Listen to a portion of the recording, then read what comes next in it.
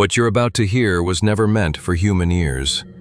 These recordings, these logs, they were buried beneath more than 40 miles of oceanic crust, deep under what used to be the Pacific Plate, in a chamber no one built, yet somehow engineered.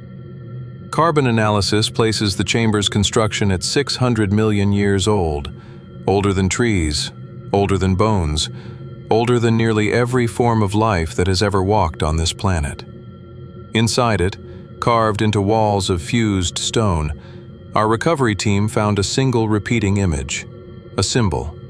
5 concentric rings spiraling inward, each measured with impossible precision. That symbol appears dozens of times in the material you are about to experience. Not drawn, not painted, etched. Etched with the exact same motion, every time, as if by a single hand, or a single mind, working across hundreds of miles and hundreds of centuries. The recordings stored in this subterranean structure belonged to the volunteers of Project Epoch Bridge, 10,000 people who vanished during the world's largest temporal displacement experiment, an attempt to send a stable human population back 200 million years to rebuild, to study, and to one day return. Publicly, they were declared dead within hours. Private reports claimed a catastrophic misalignment. Some said the chrono arcs disintegrated mid-jump. Others insisted the volunteers simply never arrived. Governments went quiet, funding dried up, and the world moved on. But that explanation was a lie. A very convenient one, because what we recovered deep beneath the Pacific, locked inside a chamber no human could have constructed, proves that the volunteers did arrive. They simply didn't arrive where, or when, anyone expected. The logs show months of footage, years of transmissions, evidence of thriving settlements, and then fractured ones. Footage of ecosystems no human eye had ever seen, creatures that shouldn't exist, languages that shouldn't be spoken, and technology that doesn't belong to the prehistoric Earth recorded in the fossil record. The chamber stored these logs as though it were archiving them, as though it recognized the volunteers, cataloged them, remembered them. What you will hear is the first complete reconstruction of Episode 1 of their journey, the events that took place in the first years after impact, the beginnings of their settlements, their first contact with the ancient world, and the first undeniable proof that something else existed here, long before they arrived, before anything arrived. A mind older than memory, older than biology, older than Earth as we know it. A mind the colonists began calling the precursor. Their first days were filled with fear, their first weeks with wonder, their first months with loss, and their first years with the discovery of something that changed everything we thought we knew about the origin of life. Everything you'll hear from this point forward is real, recorded by the volunteers, recovered from the chamber, verified by cross-referencing temporal imprint decay and magnetic fossilization patterns. No dramatization, no fabrications, only what they left behind. Listen closely to the pulses you hear in the background. They repeat in a pattern. 5 beats, silence. 5 beats, silence. That pattern occurs throughout all colonist transmissions, sometimes faint, sometimes overwhelming, but always present. Some researchers believe it's simply a geological anomaly. Others are certain it's something else, a signal woven through time, a memory, a warning, or a greeting. The truth remains unresolved, but in their final transmissions, the colonists agreed on one thing: they were not alone. And whatever shared this world with them was waiting. Before the jump, before the rupture in time, before the world tried to erase their story, the volunteers of Project Epoch Bridge lived their final day in the future the way all pioneers do, with hope, with fear, with the weight of goodbye pressed into quiet spaces. The chrono arcs rested inside a desert basin that once served as a naval test range. From above, Their dark metallic spines looked like 4 enormous seeds planted into the earth, waiting to bloom. Each arc was nearly 2 kilometers long, an ecosystem sealed inside hypercarbon alloy, strong enough to survive atmospheric pressure shifts, but light enough to be magnetically accelerated into the fold. Inside, the volunteers moved with nervous momentum. Mothers kissed their children through reinforced glass. Scientists calibrated equipment for the 100th time. Engineers tightened harnesses that didn't need tightening, and the flight crew ran diagnostics on systems that had been green for months.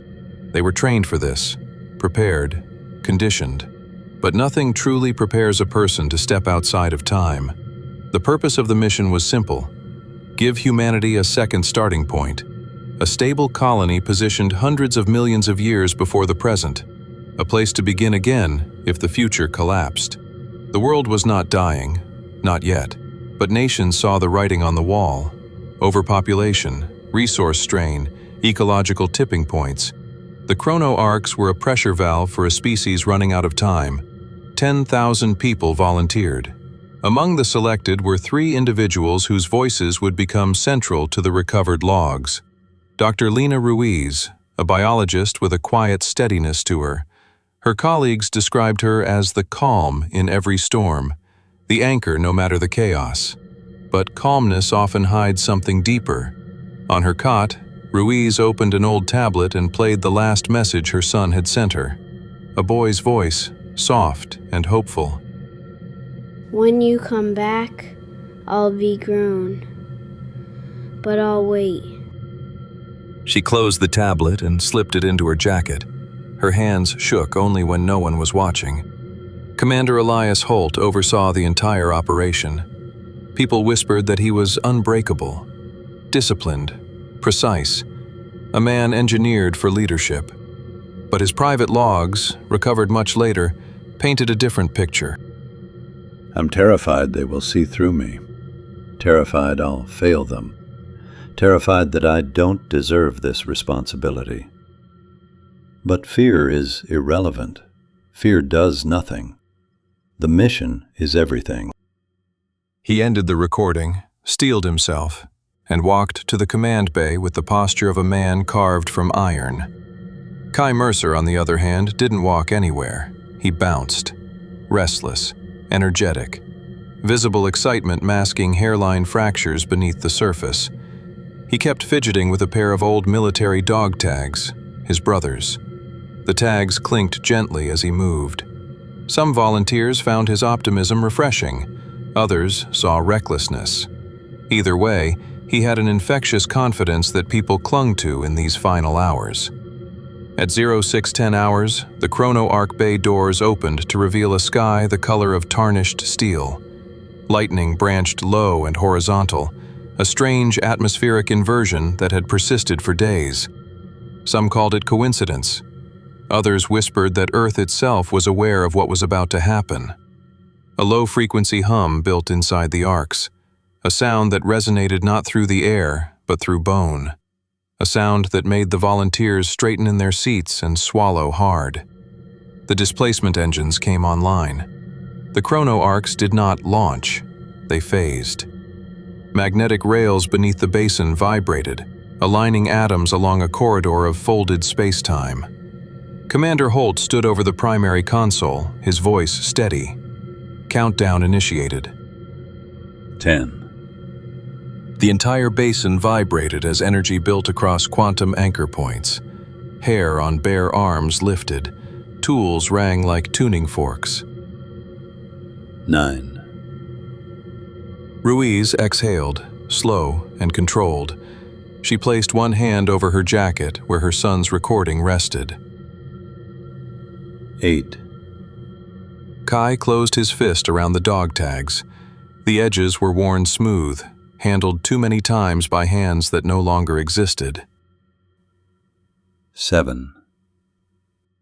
A bass-deep groan echoed across the basin.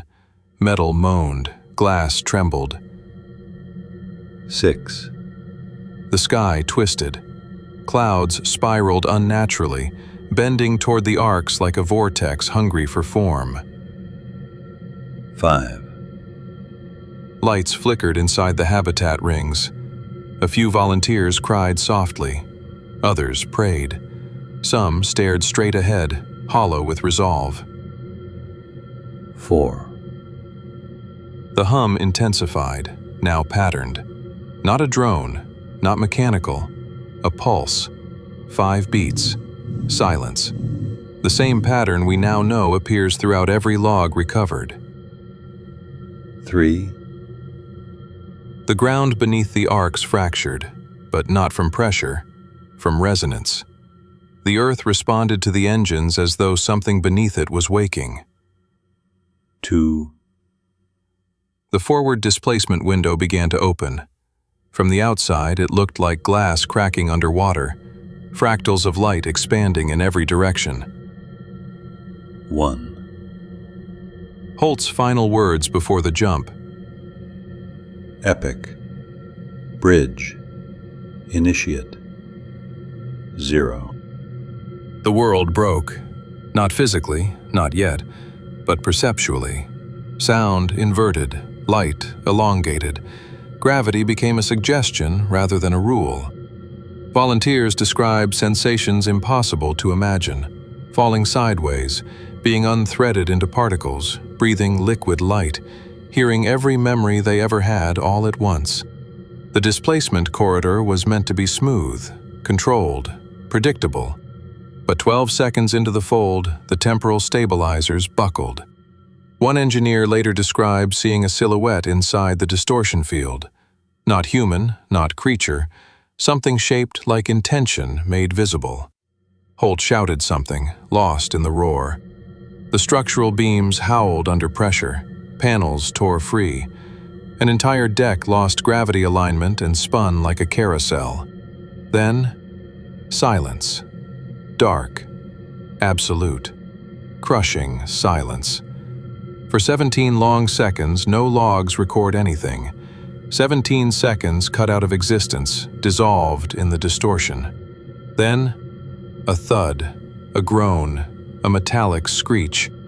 Reality snapped back. The chronometers were dead, the navigation systems fried. The forward observation glass was caked in red dust. Temperatures normalized, oxygen stabilized, life support resumed. They had landed, or crashed, or been placed. The volunteers opened their eyes to a world glowing in strange, reddish daylight, a world heavy with humidity, a world that tasted metallic on the air. Commander Holt initiated post-jump protocol.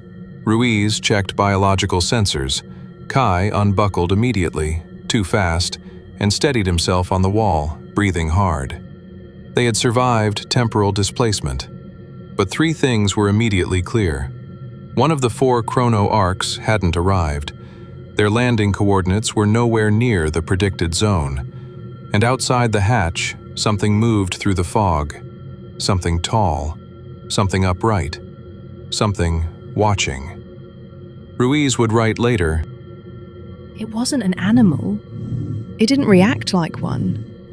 It stood still until we saw it, then stepped back as if evaluating us." She paused the recording, then whispered the part she didn't want to admit. It was waiting.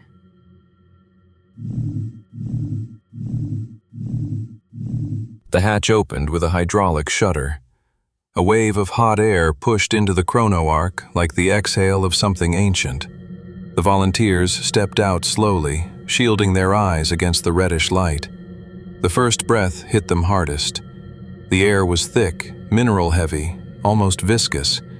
It smelled of wet stone, crushed leaves, and something faintly metallic, like blood turned to mist. The world stretched before them in ways their training simulations had never captured. Massive conifers spiraled upward, their bark twisting in ribbed patterns. Ferns with fronds longer than shuttle wings unfurled across the landscape. The sky wasn't blue, it was a muted copper, as if the atmosphere filed sunlight through a layer of dust. But what struck them most wasn't the plants, it was the silence. No birds, no insects, no wind. Just a low-frequency hum in the distance, 5 pulses, silence. 5 pulses, silence. The same rhythm that had echoed during the jump. Ruiz glanced at Kai, who was scanning the tree line. His posture was wrong, tense, alert. She whispered, barely audible. "Do you hear that?" Kai nodded. "I've heard it since we woke up." Commander Holt approached, jaw set. Stay tight. No one leaves sight of the Ark until I give the order.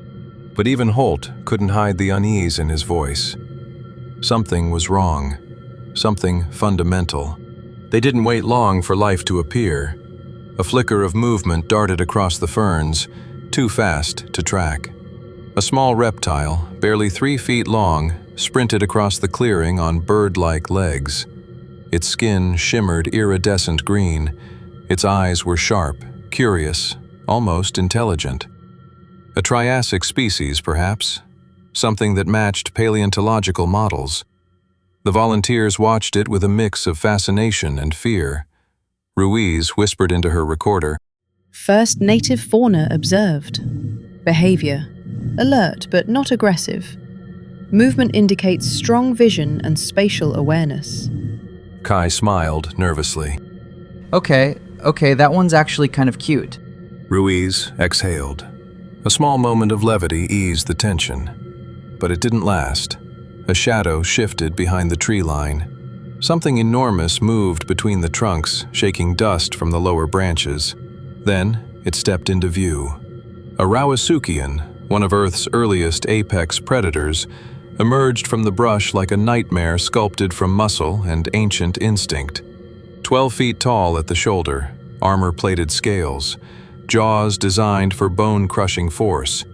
Its eyes were dark pits, reflective and empty. But what disturbed the volunteers most wasn't its size, it was its behavior. Where any known predator would have charged, stalked, or fled, this creature simply stood there, observing, breathing slow and measured, its gaze tracking each human with slow calculation. Ruiz froze. Holt raised a hand to stop anyone from reaching for a weapon. The Rawasuchian stepped forward and halted abruptly at the edge of a spiral etched into the dirt. 5 concentric rings. Perfect. Geometric. Impossible for nature.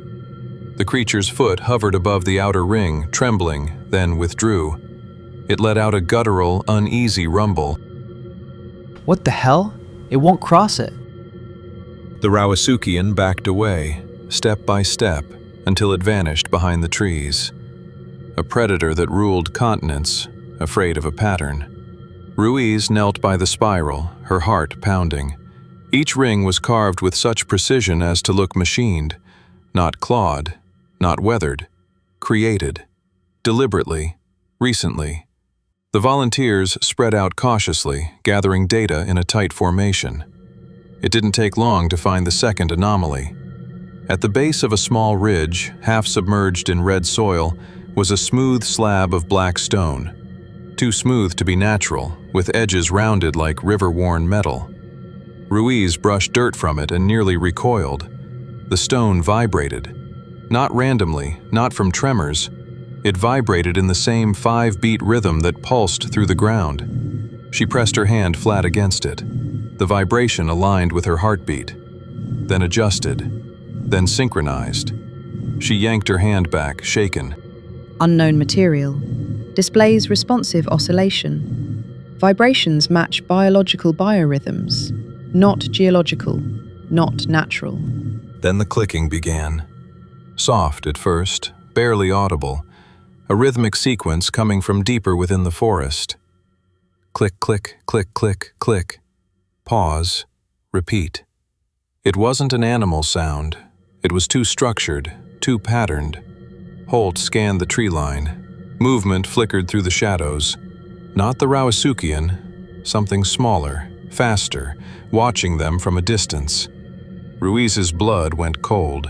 Her recorder picked up the clicking more clearly than the human ear, and when slowed down, the pattern matched the same spiral rhythm. 5 clicks, silence. 5 clicks, silence. Kai swallowed hard. This place is alive. but not in the way we think. To gather more data, the team deployed a reconnaissance drone, a sleek, multi-rotor unit capable of mapping several kilometers in minutes. It buzzed into the sky, camera stabilizing, streaming images back to the Ark's display panels. At first, everything looked normal for prehistoric terrain. Dense vegetation, odd mineral deposits, deep riverbeds, large, shadowed shapes, likely megafauna, moving in distant clearings. Then the drone camera glitched. Static, a flicker, then clarity. A shape darting between the trees, whiplash fast, angular, wrong. Not a creature, not human. Something jointed, like limbs bending at extra angles. The drone feed pixelated, then refocused. The shape turned its head toward the drone. Two reflective points like eyes, rows of bony ridges, movement like a marionette, but with predatory awareness. Then, the drone convulsed mid-air, alarms blared, temperature spikes hit the readout. In less than a second, the drone's carbon frame began to melt, liquefy. It fell from the sky in a trail of smoke and molten composite, landing with a hiss. Kai, Ruiz, and 2 volunteers rushed to examine the wreckage. The metal wasn't crushed. It wasn't torn. It was warped from the inside, as if heated in an instant by energy that wasn't thermal. Ruiz scraped her glove across the surface and froze. Etched into the melted metal, clear as day, 5 concentric rings.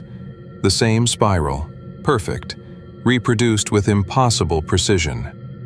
Kai whispered, hoarse. That was not a dinosaur. The volunteers backed away slowly, scanning the surrounding brush. For a moment, all was still. Then, a glint. High in the branches. Too high for any known Triassic predator. Something clung to the tree trunk, its limbs wrapped in unnatural angles around the bark. Its surface looked organic and crystalline at once. It had no visible mouth, no nostrils, just 2 dark, reflective eyes that didn't blink. It didn't move. It didn't breathe.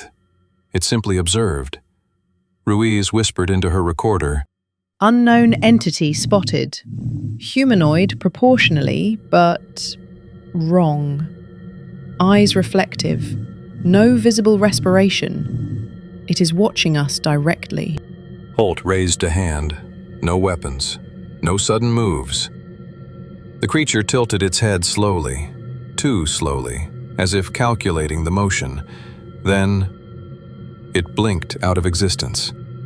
Not hid, not leaped, vanished. The group stood frozen. The silence that followed felt heavier than sound, thick, oppressive. Ruiz finally whispered, Something here knows we're here. Kai finished the thought. And it knew before we arrived. The volunteers returned to the Chrono Ark shaken, some trembling, some silent, all changed. They had landed in the prehistoric past, but something else was already here. Something intelligent, something ancient, something that used patterns, symbols, and pulses to communicate, or to warn. Before the volunteers closed the hatch, Ruiz took one last look at the tree line. She didn't see the creature. She didn't hear the clicking, but in the swirling red dust at the base of a tree she saw it. A fresh spiral, not carved, not stamped, drawn with a single finger-like mark in the soil, still vibrating faintly, still warm, still waiting.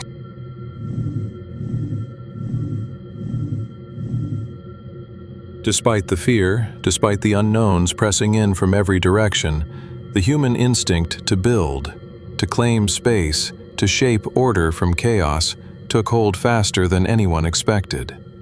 By the second morning, the volunteers had begun transforming the landing site into a functional settlement. They named it New Meridian, a symbolic name, a promise that this would be a new starting point, the first coordinate on a new timeline for humanity. Whether the land wanted them there was another matter entirely. Hydroponic frames unfolded from cargo racks like metallic flowers. Solar grids extended outward in neat, gleaming rows. Atmospheric condensers hummed softly, collecting early morning moisture. Prefabricated shelters locked into place with mechanical clicks that echoed through the clearing. Children who had been too frightened to speak now wandered the perimeter, wide-eyed and curious. Engineers laughed with exhaustion. Scientists cataloged flora and soil samples with growing excitement.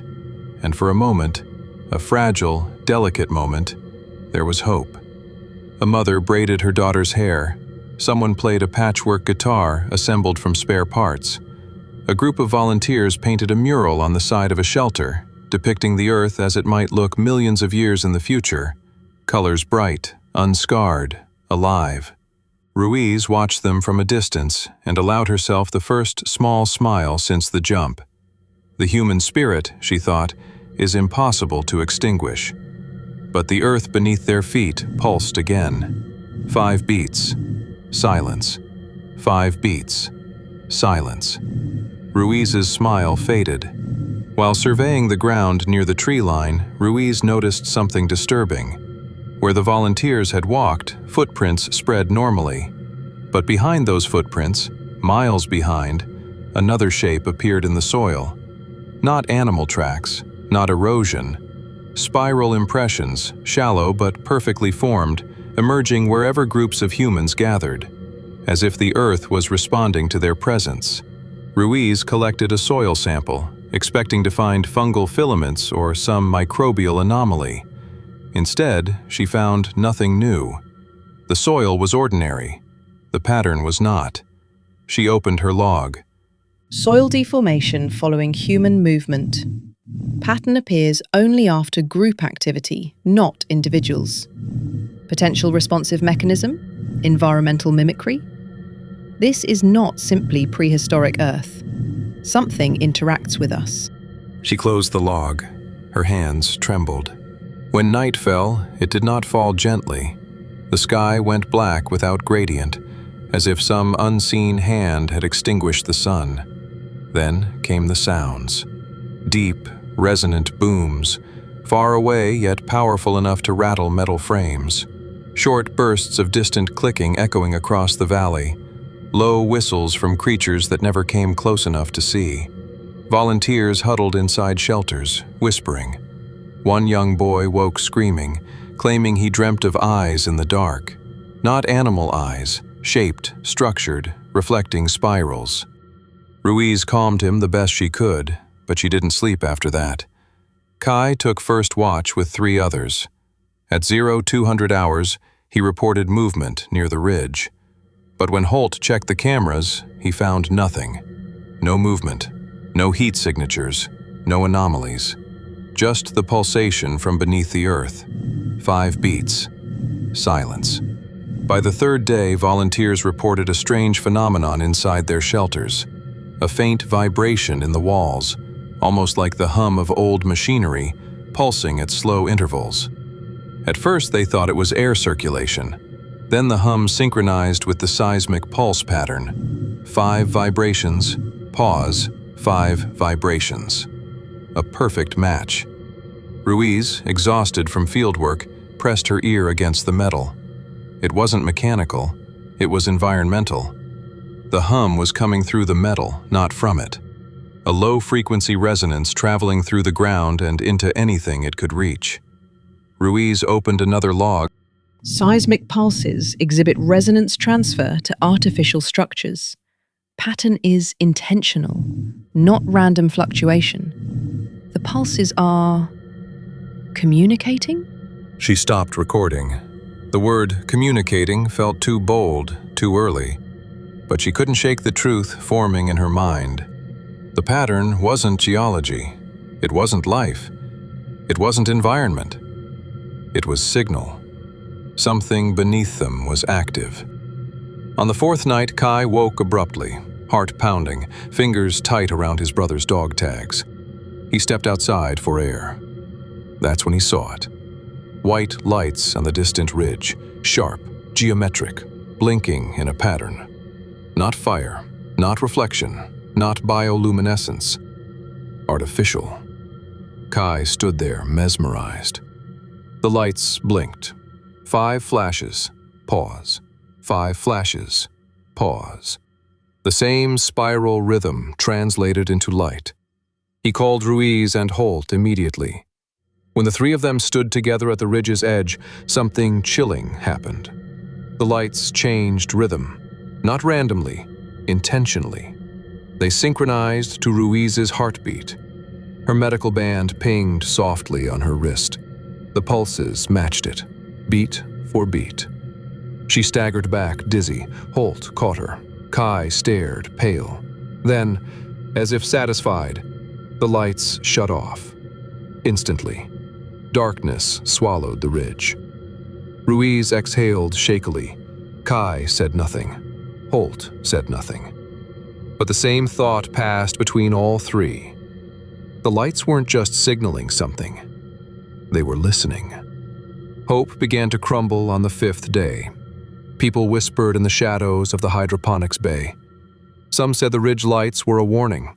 Others said they were a threat. Others claimed they were a message demanding the colonists leave. Fear spread quietly but quickly.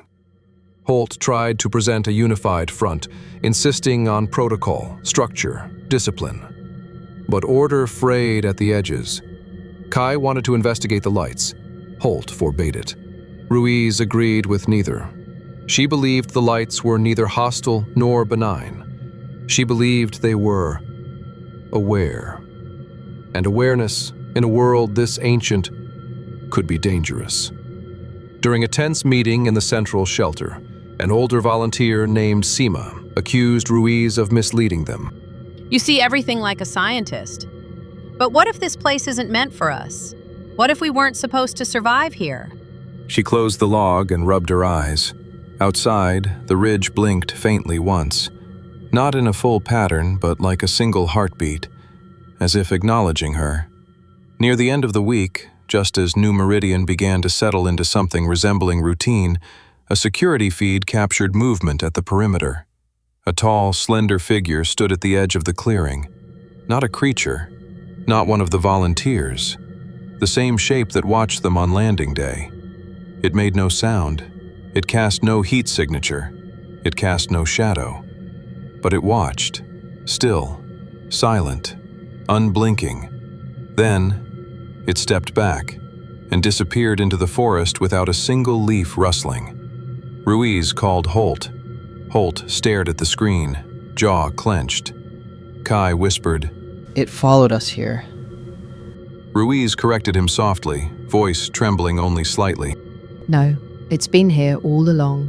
New Meridian had life, order, hope, but it also had visitors, patterns, symbols, signals. The Earth itself was watching, responding, becoming more active with each passing night. The colonists didn't yet understand it, but they would, soon. And the first fracture in their unity was the crack through which everything else would slip.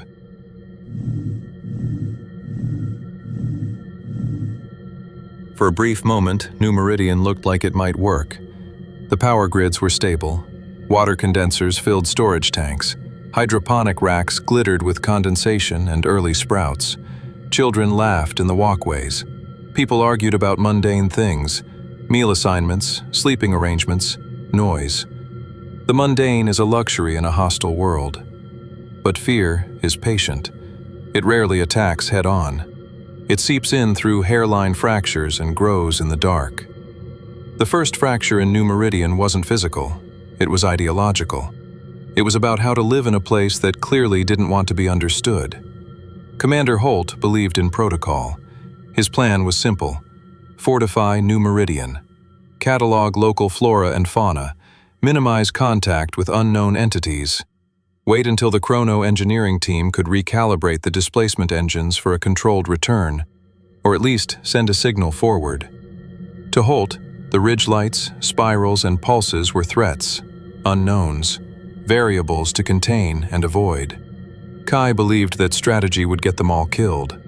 He argued that you couldn't survive a world like this by hiding from it. You had to understand it, approach it, engage with it. To Kai, the lights were messages. The spirals were markers. The pulses were conversation. The volunteers listened to both. Ruiz found herself between them, orbiting like a satellite, pulled by Holt's demand for safety and by Kai's instinct that knowledge was their only way out. The fracture between fortify and explore was small at first, a crack in a foundation, but cracks spread. It started with a meeting in the central shelter on the 7th night. The air inside was warm, almost humid from the press of bodies. Exhausted faces reflected in the dull metal walls. Solar lanterns cast dim light, flickering occasionally as the seismic pulses passed through. Holt stood at the front, hands on the edge of a makeshift table.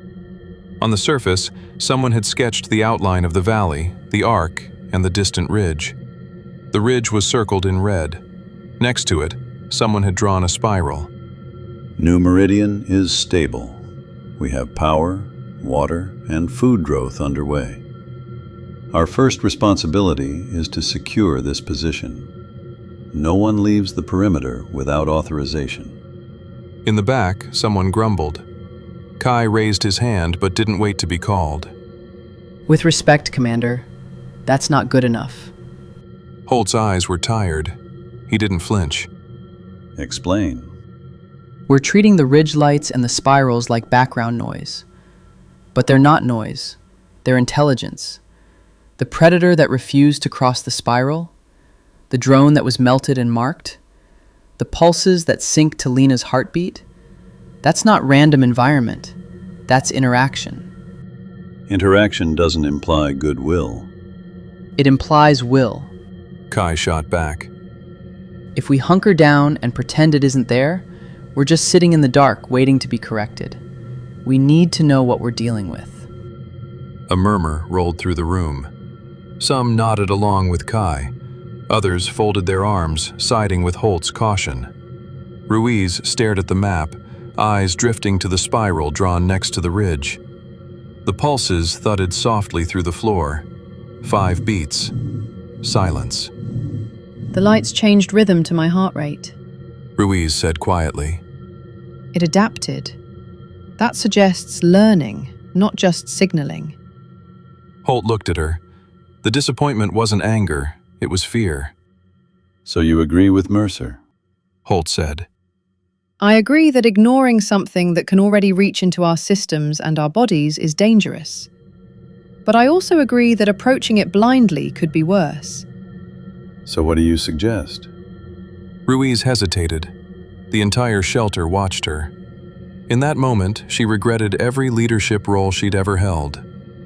Controlled exploration. Small teams, structured data collection. No direct engagement, no provocation. We treat it as an unknown intelligence until we can characterize it.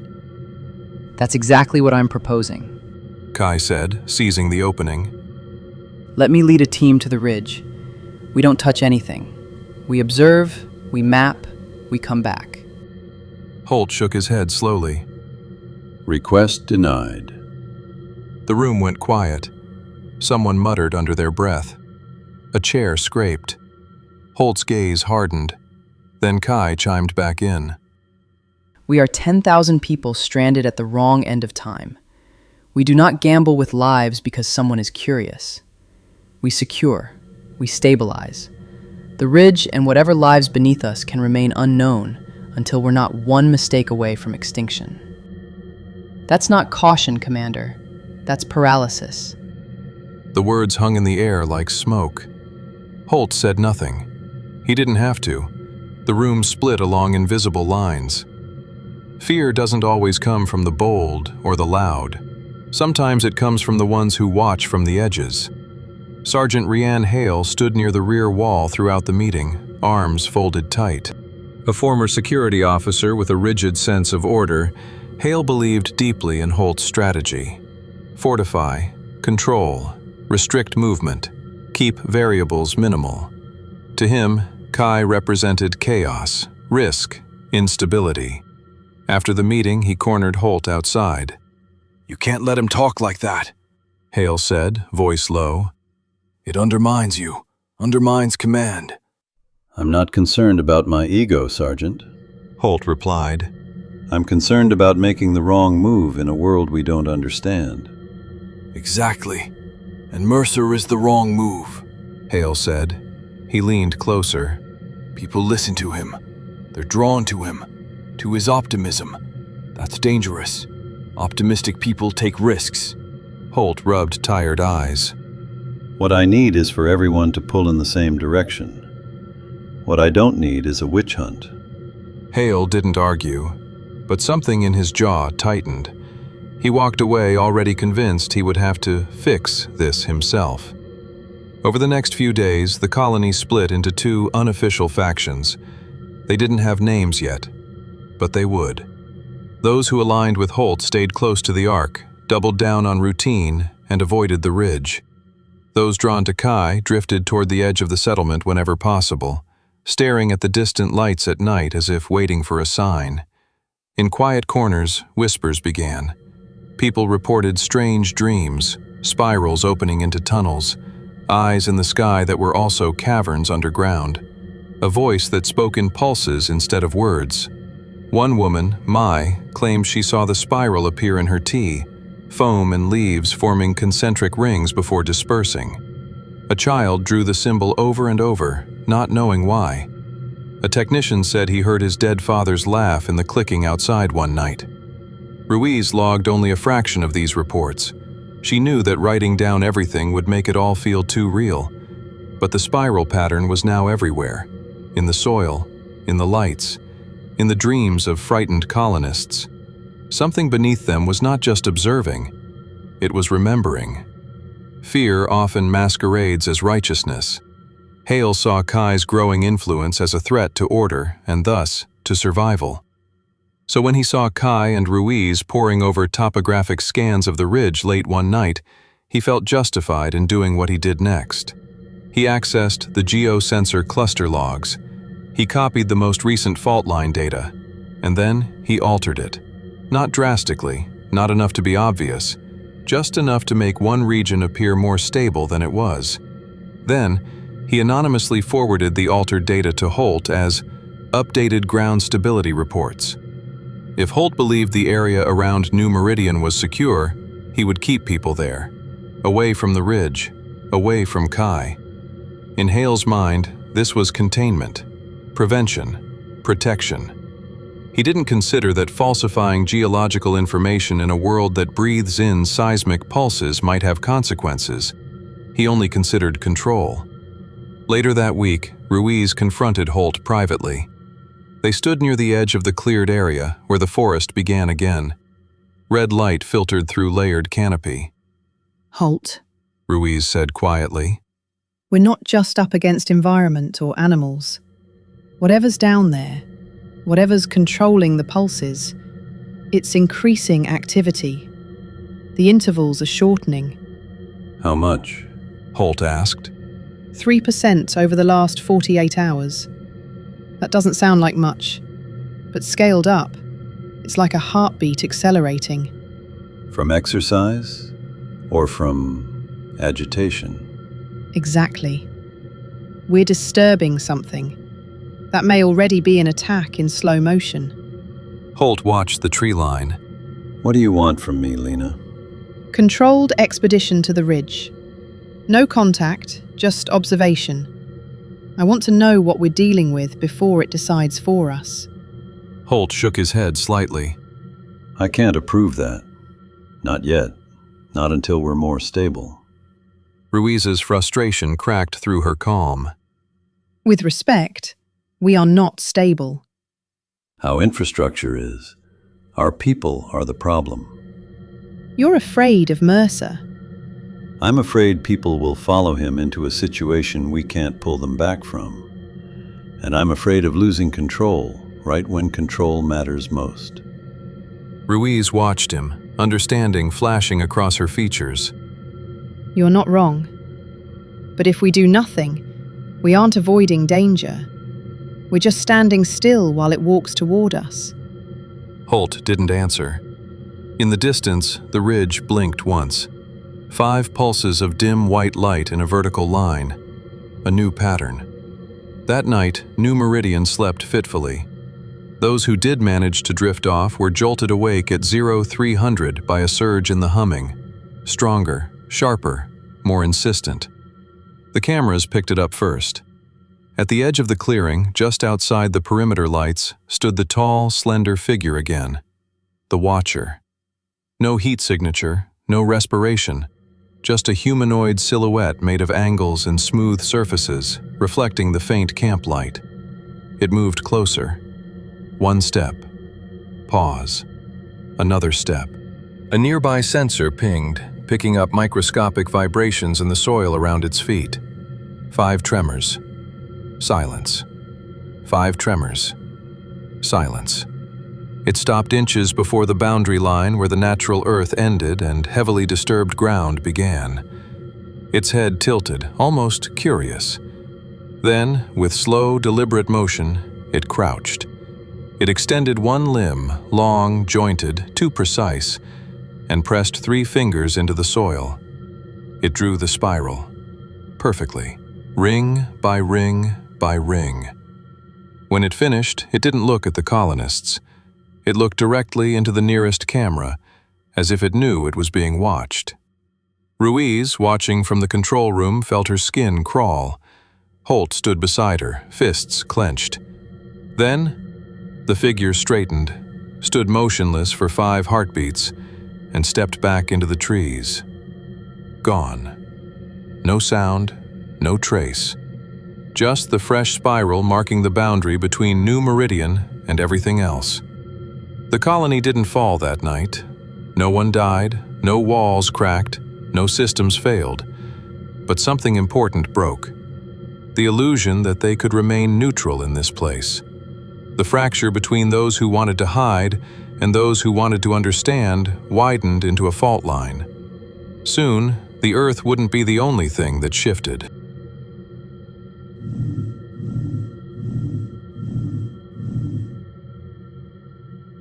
New Meridian kept functioning on the surface. People patched shelters, water tanks filled, solar grids hummed. Meals were shared in long rows. But beneath the routine, the colony was splitting cleanly into 2 groups, like a biological cell under stress. The stabilizers believed survival meant staying put, avoiding the intelligence, following Holt. The explorers believed survival meant learning what the intelligence wanted, following Kai, listening to Ruiz's warnings even when she didn't mean to lead. Both sides believed they were right. Both believed the other would get them killed. The spirals in the soil multiplied, the pulses deepened, and then, without warning, everything escalated. It began with the disappearances, not deaths, erasures. A botanist named Davin walked to the waterline one morning and never returned. 2 hours later, a fresh spiral appeared where he had been standing. 5 rings, perfectly concentric, vibrating faintly. His footprints ended exactly at the outer ring. Nothing else. Not a drag mark, not a trace of struggle, not a cry. One moment he existed, the next he didn't. Ruiz stood over the spiral for a long time, jaw tight, hands shaking. She recorded the following log. Subject disappearance count 3. Correlation with spirals confirmed. No biological residue. No thermal residue. Events may represent extraction. She closed the recorder. The word extraction lingered in her mind like a bruise. By the beginning of the 2nd week, the colony was at a crossroads.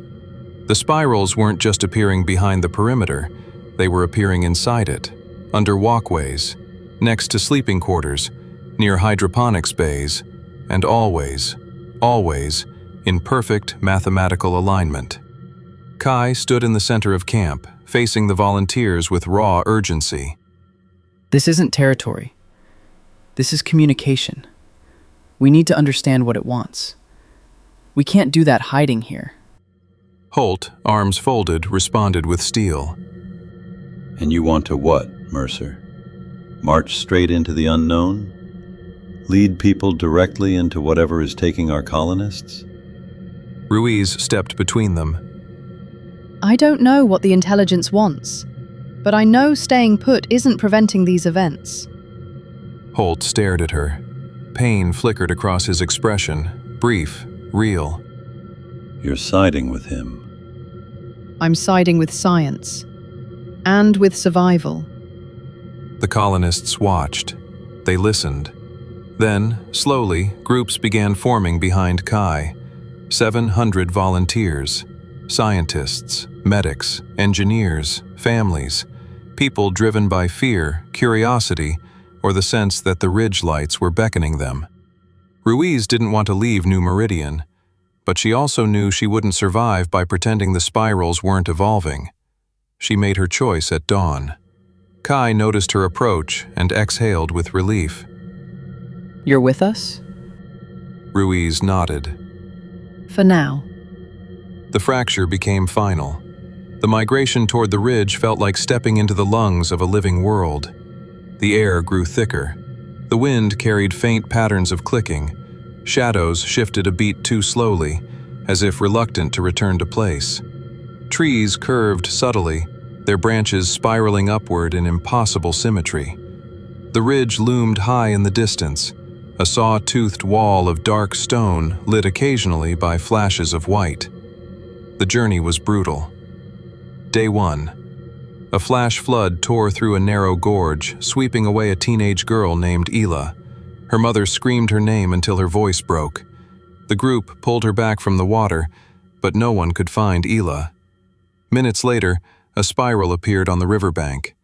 Ruiz's stomach dropped. Ela's mother collapsed into the mud, hands clawing the soil as if digging for her daughter. Kai knelt beside her silently. He didn't cry, but Ruiz saw the tremors in his hands. This world was not killing them, it was selecting them. Day 2. Biting insects swarmed the group. Their bodies glowed faintly with bioluminescent streaks, patterns resembling miniature spirals on their wings. 3 volunteers were hospitalized with venom-induced hallucinations. All 3 described the same vision: eyes in the earth. Day 3. Night temperatures plunged unexpectedly. Shelters frosted over. Breath crystallized. Something walked between tents, tall and quiet. No one saw it, but they heard faint tapping. 5 taps. Pause. 5 taps. Ruiz sat awake that night, hugging her knees, listening to the taps move around the perimeter. It didn't try to enter, it merely circled them, measuring. On the 4th day, while crossing a marsh, Ruiz slipped on unstable ground and sank waist-deep into a roiling pit of black mud. Kai lunged forward and grabbed her arm, pulling with everything he had. The mud sucked at her legs like something alive. Ruiz felt heat, not from sunlight but from beneath the earth, like a slow exhale of breath rising through the mire. Another volunteer, Janny, threw down a reinforced branch. Together, they pulled Ruiz free. Just as her boots escaped the muck, the surface of the marsh rippled outward in a series of rings. 5 rings. Perfect. Ruiz lay on the ground, chest heaving. The spiral had responded to her fall, to her near loss. It wasn't random. It was watching them as individuals, evaluating. She whispered. Why? Kai didn't answer, because he didn't know. That night, exhausted and shaken, the group camped in a clearing. Ruiz couldn't sleep. She sat near the fire, the flames painting shifting light across her face. Kai joined her quietly. Neither spoke at first. Then Kai said, voice low, I used to think the worst thing that ever happened to me was losing my brother.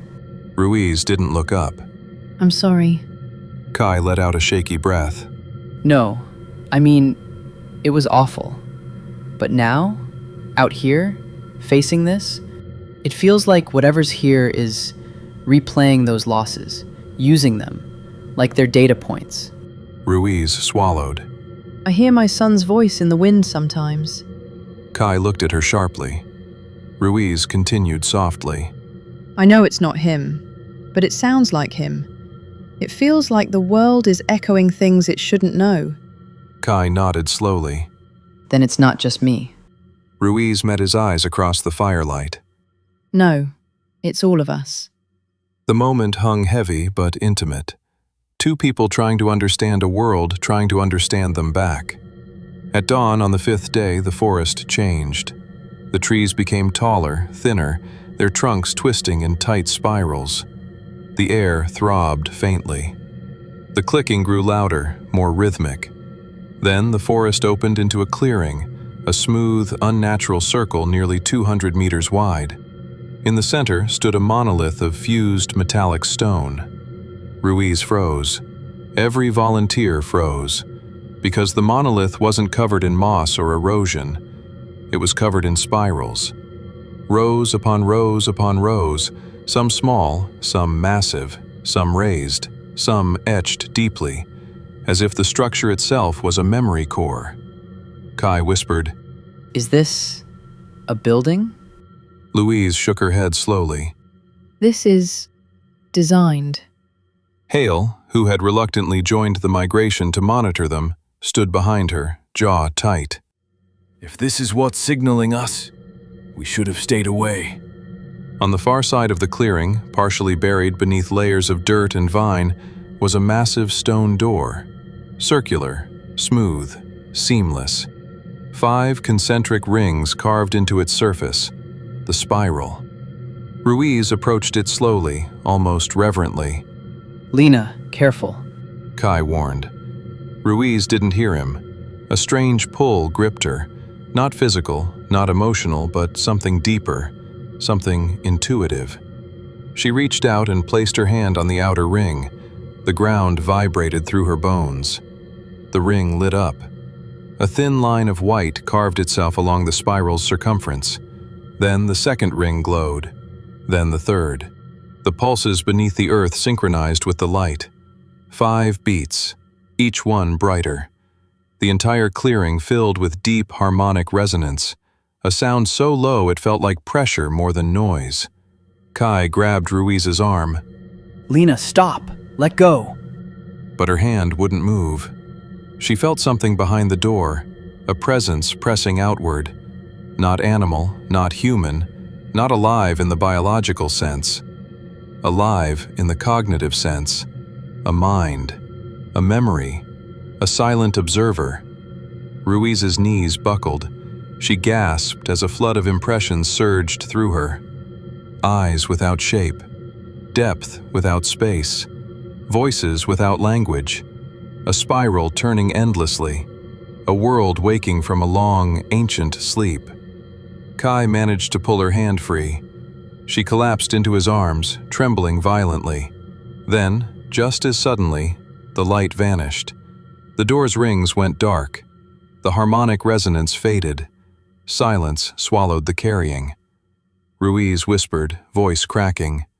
It's not signaling us. It's remembering us. Kai tightened his grip on her.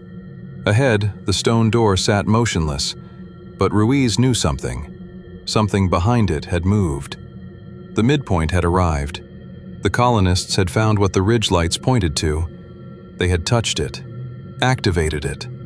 Now the ancient world was fully awake. The migration would continue. But far beneath their feet, in chambers older than life, something was shifting, waiting for the next move.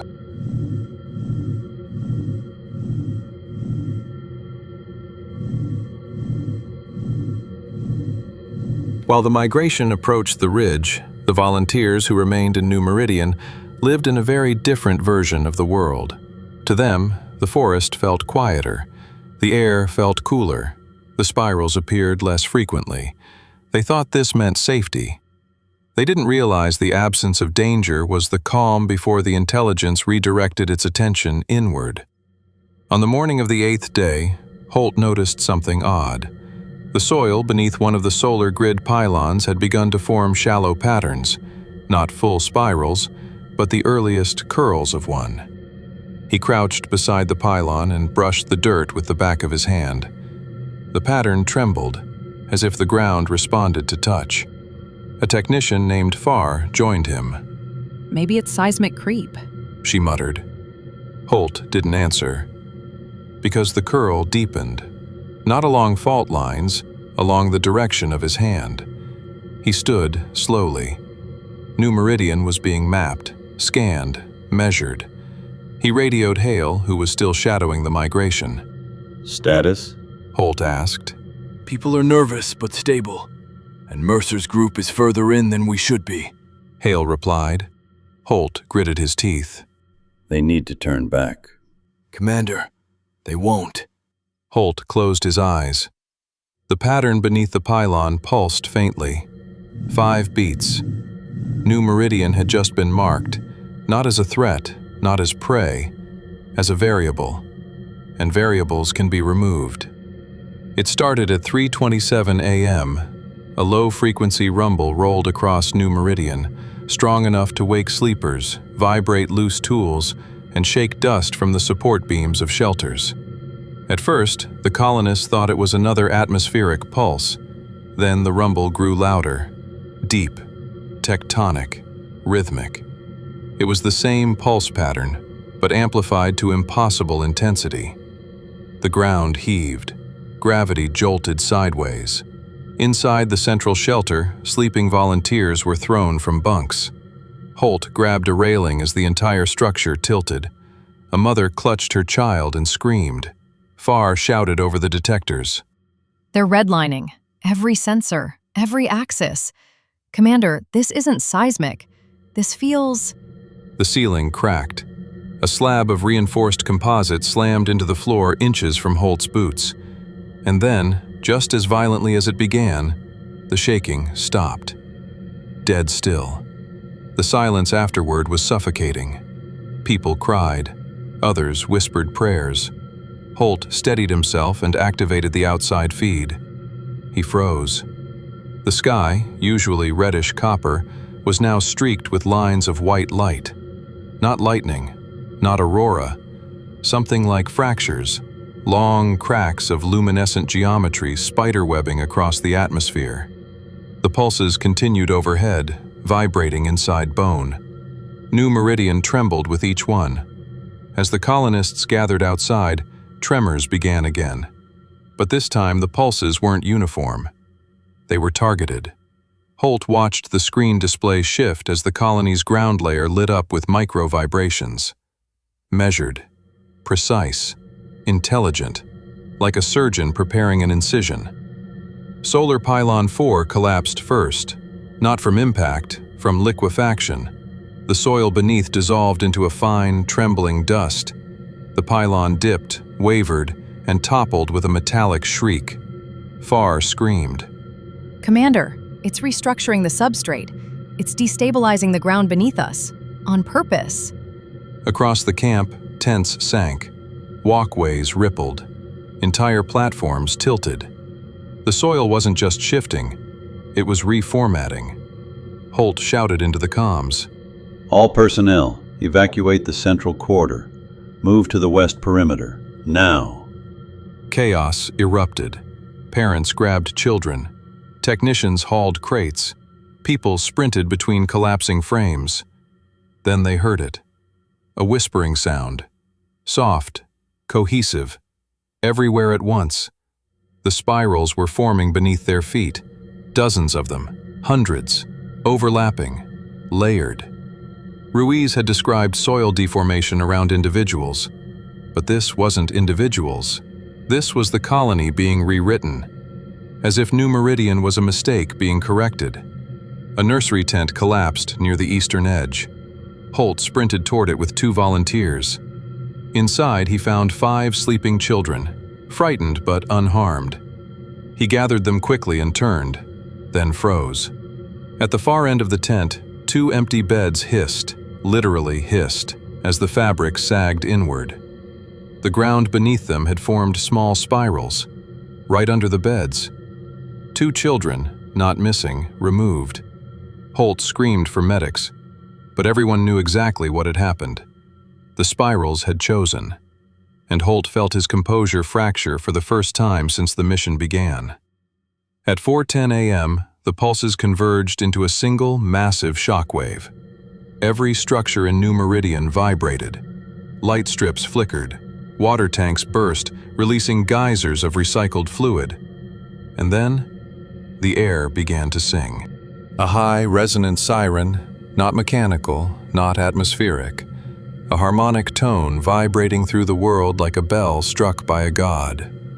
The tone bent in pitch, shifted, layered. People dropped to their knees, hands over their ears. A young woman collapsed in seizures. A man ripped at his hair, screaming that he saw spirals under his skin. The siren crescendoed, and then cut to total silence. No echo, no decay. Just off, as if switched by an unseen hand. In the silence afterward, Holt whispered, "This isn't aggression." Farr stared at him, terrified. Then what is it? Holt swallowed. Control. The humming beneath the ground grew sharper, higher in frequency. Ruiz had once described the pulses as a heartbeat. This was not a heartbeat. This was stress. This was the Earth tightening its grip. The main power relay tower, the tallest structure in New Meridian, began to bow. Its spine bent in slow, impossible motion, as if gravity shifted direction by choice alone. Volunteers screamed as the tower groaned, twisted, and snapped in half. The top portion crashed into the hydroponics bay, flattening it like paper. Warehouses followed, shelters folded, walkways crumpled. The entire colony was being emptied, not violently, but efficiently, as if the world had decided to repossess the land. Holt shouted into his comm. New Meridian sustained catastrophic structural failure. Unknown forces causing targeted geologic disruption. If migration team can hear this, do not return. I repeat, do not return. The feed cut. Not because Holt stopped speaking, because the comm grid dissolved. Literally. The metal warped, curled inward like heated film, and collapsed into metallic dust. Someone screamed. "The systems are melting, like the drone!" The comparison was accurate. The intelligence beneath the Earth was finally showing its teeth. As the sun bloodied the horizon, the pulses reached a new level. The world shifted, not metaphorically, physically. A tremor hit New Meridian so violently that the entire settlement tilted 5 degrees. Cracks shot across the ground like lightning, deep, jagged, splitting cracks. People fell into them, screaming, grabbing at collapsing soil, hands slipping on fracturing earth. Holt reached for a technician, Hazel, whose foot had broken through the ground. He got her hand, but the soil beneath her erased itself. Not crumbled, erased. The spiral beneath her lit up in a brilliant white flash, and she was gone. Her hand remained in Holt's grip for a single, impossible moment, then dissolved into dust. Holt fell backward, choking on a sob. By dawn, New Meridian was no longer a settlement. It was a graveyard of buried structures, broken machinery, and spirals. Everywhere. The spirals bloomed across the earth like a fungal network responding to stimulus. But this wasn't fungus. This was intelligence. Holt understood then, fully. The spirals were not communication. They were instructions, coordinates, commands, triggers. And the intelligence beneath the ground was executing a full-scale reset, a correction to whatever the colonists had disrupted by simply existing. He stood in the ruins, chest heaving, watching the final shelter sink. Then, the ground beneath him pulsed. Not violently, softly, a single, gentle tremor, like a hand on a shoulder. Holt steadied himself. His breathing slowed. He whispered, "It wants us gone." The ground pulsed again. Not 5 beats. 1. Like an answer. By the time the pulses faded, only a few dozen colonists remained above ground, huddled near the far western edge, shaking, silent, watching the place they built dissolve into the earth like sand washed by tides. The sky fractures dimmed, the hum faded. The world returned to its unnatural calm. New Meridian was no more. And far away, deep in the forest, Ruiz and Kai halted mid-step as the ground beneath their feet trembled. Ruiz turned slowly. Her eyes widened. Kai whispered, That was Holt's direction. Ruiz whispered back, No, that was New Meridian. They both stared toward the distant ridge, toward the monolith, toward the intelligence awakening beneath their world. Ruiz's voice trembled. It's begun.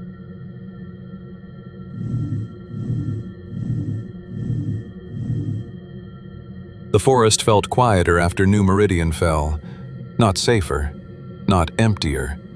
Just quiet in a way that suggested attention. The intelligence beneath the earth, beneath the ridge, beneath the spiraling monoliths, was no longer dormant, no longer idle, no longer tolerating observation. It was awake, and it was watching every step Ruiz, Kai, Hale, and the remaining 700 migrants took.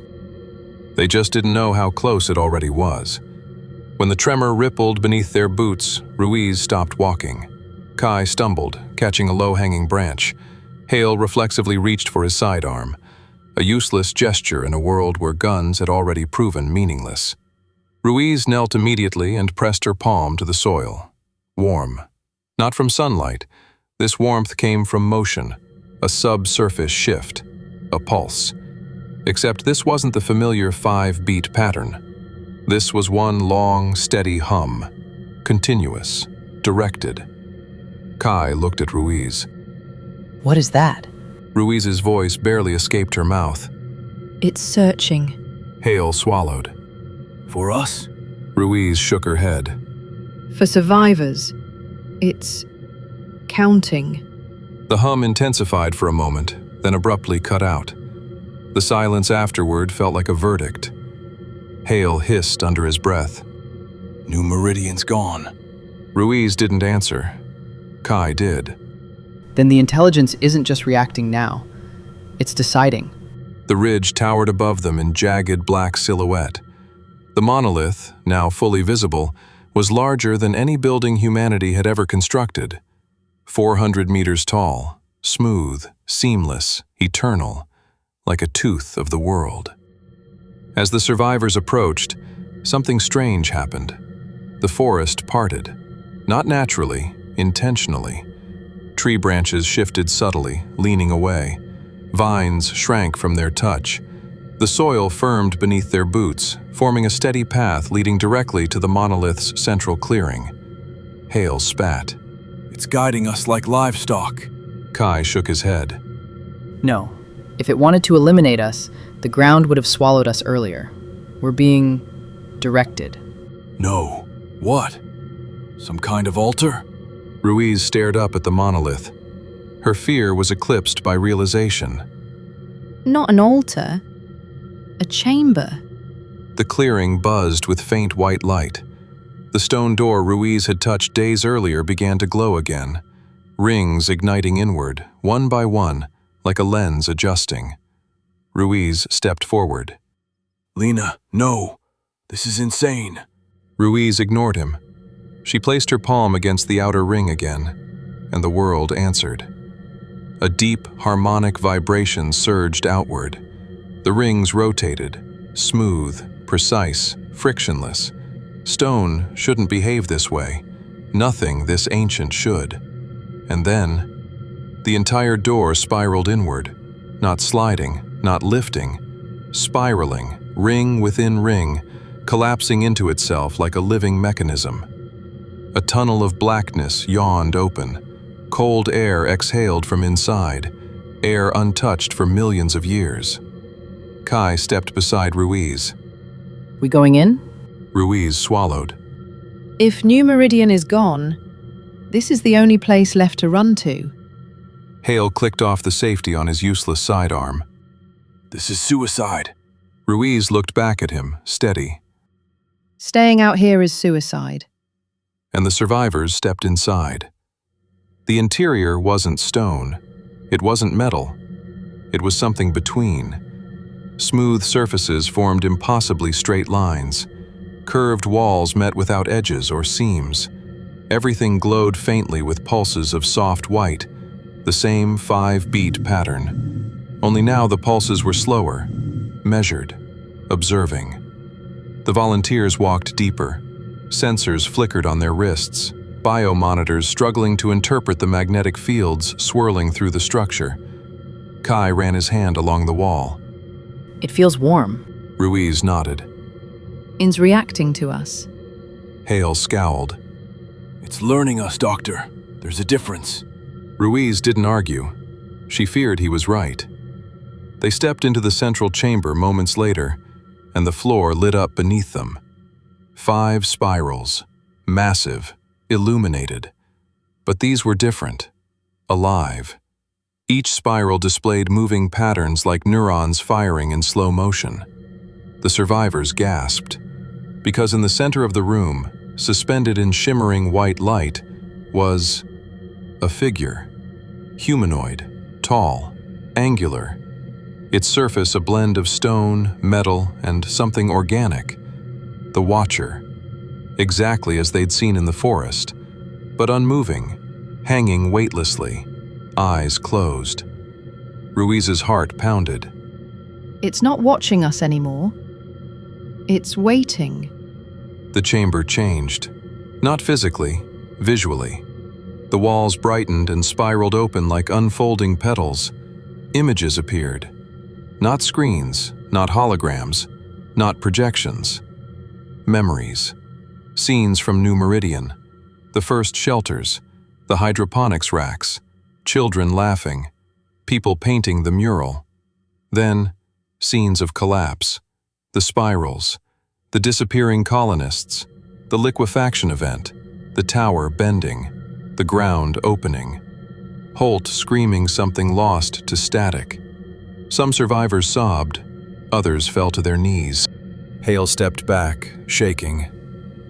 It was watching all of it, recording all of it. Ruiz stepped forward. No, it wasn't just recording. It was analyzing. The chamber dimmed. A new memory formed. Not one the colonists had lived, one impossibly old. A planet, raw and molten, cooling over countless ages. Structures rising from deep beneath the surface. Spirals carved into the earliest crust. Entities, many, not one, moving with deliberate coordination. An ancient civilization, not human, not biological. Buried beneath the earth millions of centuries before life as we know it. Kai whispered. Precursors. Ruiz nodded slowly. They were here before Earth was ready for life. They shaped it, organized it, prepared it. And we stumbled right back into their nursery, Hale said darkly. The final image froze them. A chrono arc, perfectly clear, silhouetted against white light, meaning the precursors had seen them coming, before they arrived. Ruiz's breath shook. They didn't attack us. They corrected us. And now what? They gonna correct us again? Ruiz stared at the suspended figure. No, they're waking this one up. The suspended Watcher stirred, its head tilted, eyes still closed. The spirals beneath the survivors brightened, pulsed, synchronized to their heartbeats, one by one. Ruiz gasped. It's syncing with us. Kai's voice was hoarse. Why? Ruiz answered with horror and awe. To decide. The Watcher's eyes opened, not eyes like humans, eyes like polished obsidian, reflecting only spirals of light. It stepped forward, floating, weightless, silent. Ruiz stood frozen. Her recorder beeped faintly on her wrist. Entity awakening. Magnetic resonance surges. I don't think it wants to kill us.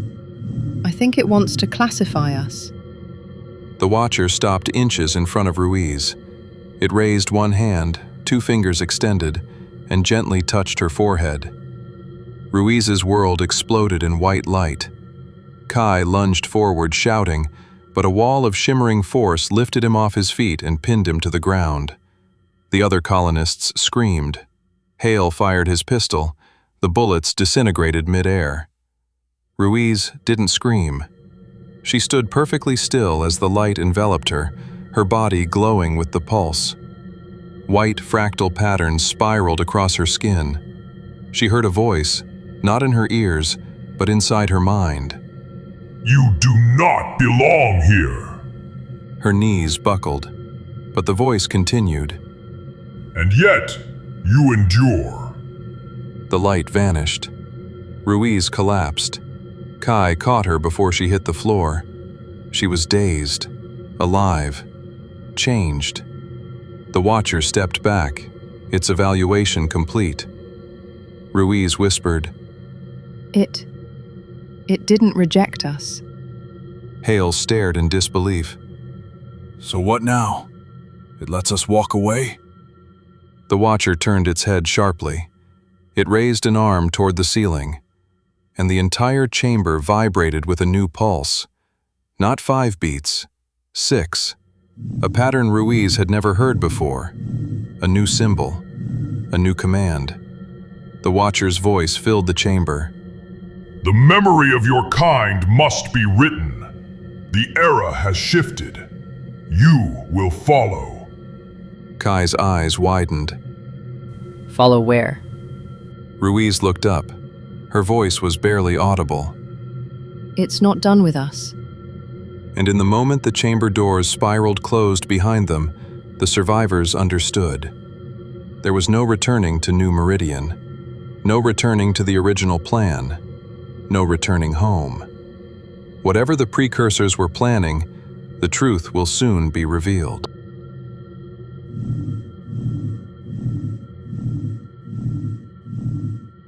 The chamber did not kill the survivors, it claimed them. What happened in the hours that followed remains ambiguous, even in the recovered logs. Some records are degraded, others are fragmented. Many appear to have been redacted, not corrupted, but intentionally removed by the intelligence beneath the ridge. What we do know is this: the chamber did not keep them underground.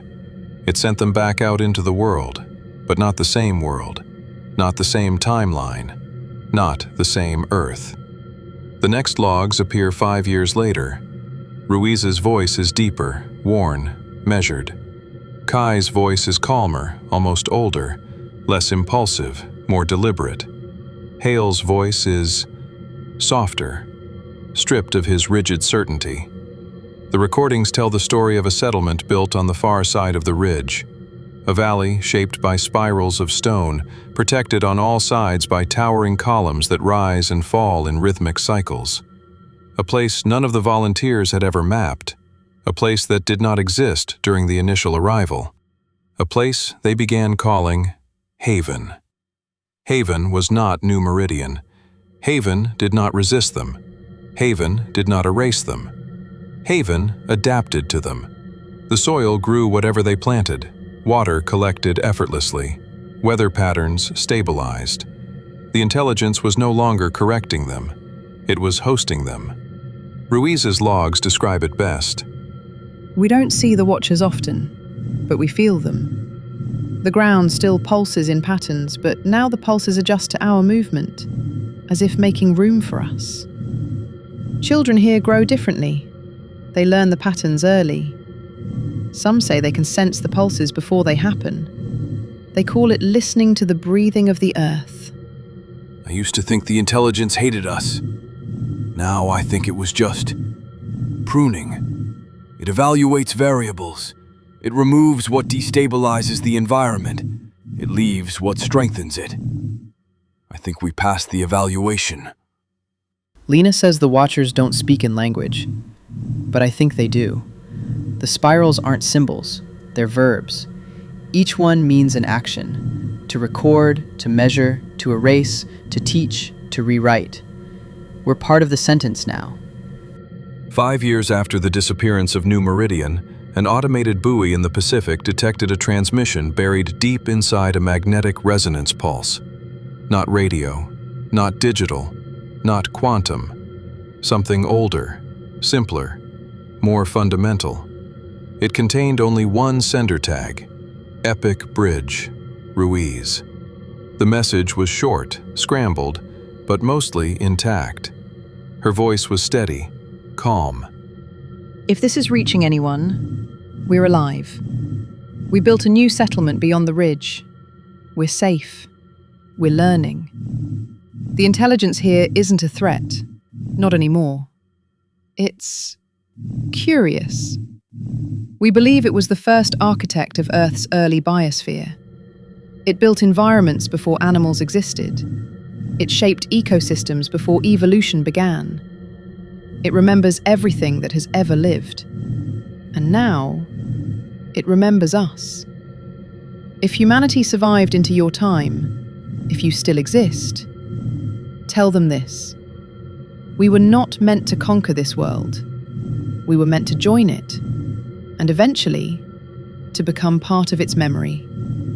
Goodbye. The message ended abruptly. No coordinates, no request for rescue, no indication the colonists wanted to return. Some scientists believed the intelligence altered their minds. Others believed the volunteers reached a new equilibrium with the ancient systems beneath the planet. A few believe something even more unsettling, that humanity's place in Earth's deep history was never linear. That intelligent life did not simply evolve, it was invited, guided, curated, and that the colonists, sent 200 million years into the past, may have become part of the first generation of humans the planet ever remembered. Long before humanity evolved. A loop, a spiral, a memory written into the crust.